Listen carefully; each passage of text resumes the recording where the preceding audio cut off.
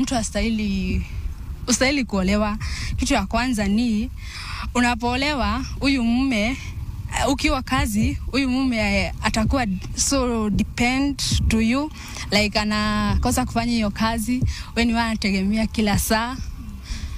So then ukiwa na hizo, ukifanya kazi unaweza kujisimamia bills,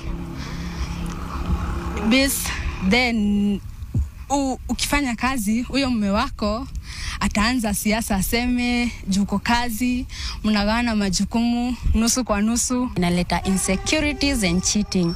Kwa insecurity, wakati mwanaume anafanya kazi, maybe ana earn pesa nyingi kukuliko, underestimate, like wewe ndio utakuwa subordinate wake, unafanya kila kitu yenye anataka.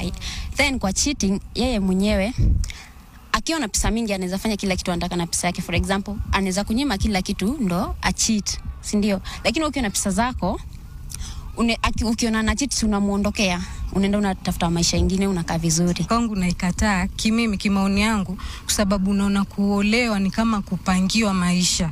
Kwa sababu nikiwa mimi kama mimi Aisha, niko na biashara yangu nimejifungulia, nitajiwekea time yenye nataka kutoka ama nataka kufungua. Sasa nina mume yataka niamke asubuhi nimpikie, tena jioni aniwekee masharti rudi saa 12 na labda niko na wateja wapaka saa 2 usiku. Sasa hapo ananipangia mpaka kwenye kazi yangu, ambako nikiwa mimi kama mimi nitajipangia mimi nahitaji nini na nahitaji nini.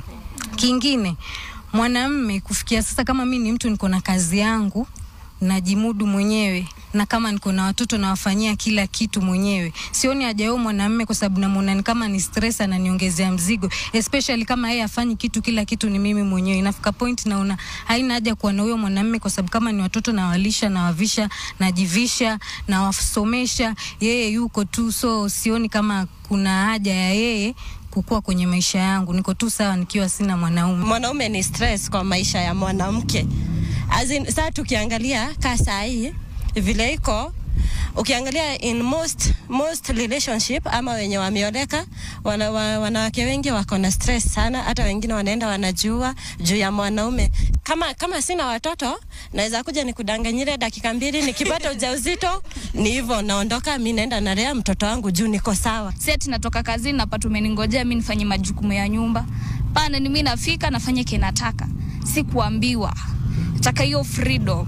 Kisikia nitatoka niingie saa 6, naingia saa 6. Sikuambiwa ati wafaa kwa nyumba by saa 12. Nataka